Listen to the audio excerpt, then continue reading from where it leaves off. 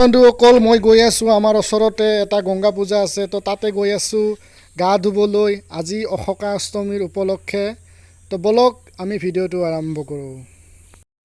এয়া দেখিছে মই পূজাস্থলীত আহি পাইছোঁ। এয়া অলপ মানুহবিলাকক চাই লওক, কোনোবা আপোনালোকৰ চিনাকি হ'ব পাৰে। এনে এইটো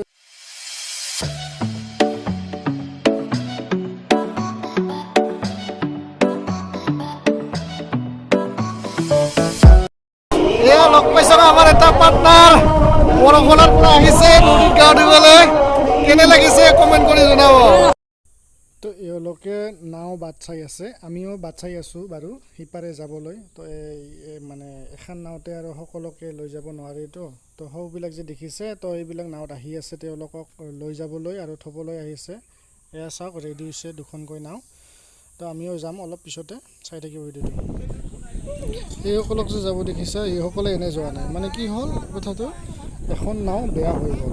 তো এওঁলোকে আৰু ৰখি নাথাকে, কাৰণ এখন নাওতো চব মানে কমত 5জনহে লৈ যাব পাৰে বা 5জন বা 6জন। তো ইহঁতে মানে ৰখি থাকিব ইচ্ছা নকৰিলে, ইহঁতে মানে খোজকাঢ়ি দি দিলে আৰু যাব পাৰে। এনে বেছি দূৰ দহা নহয়।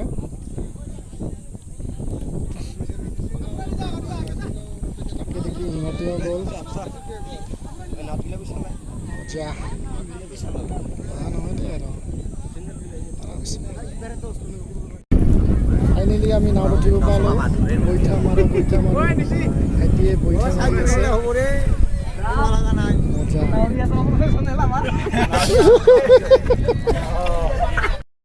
নাৱৰ মাজত পূৰা ফটোটো মাৰি আছোঁ। কেনেকুৱা লাগিছে জনাবচোন অলপ। তই কোনফালে গা ধুব যাবি? মই নাও ধুমতো, মই দেৰিছে কথা শুনিলে হেৰে কিয়? আৰু মই পইচা পাতি আছে না লগত।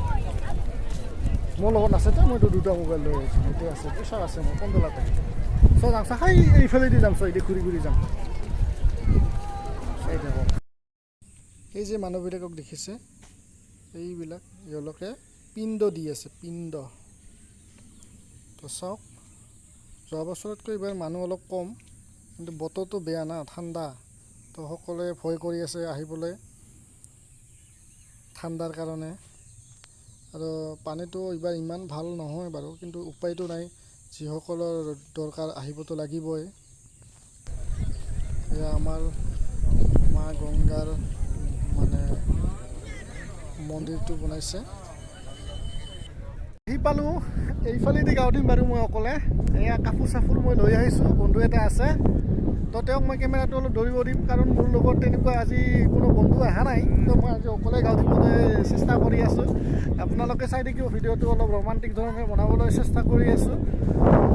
হাৱা ঠাণ্ডা, অলপ ৰ'দ ওলাইছে কাৰণে মানুহখিনি আহি আছে।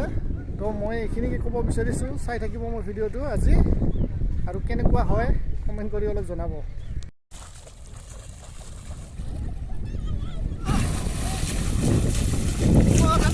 ভগৱান বৈদ্য ঠাণ্ডা।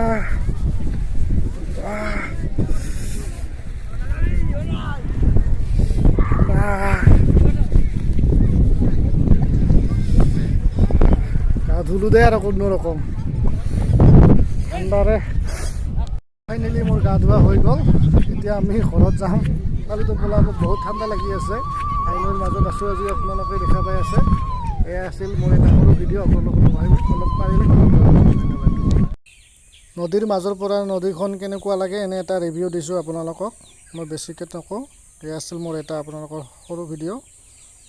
ধন্যবাদ।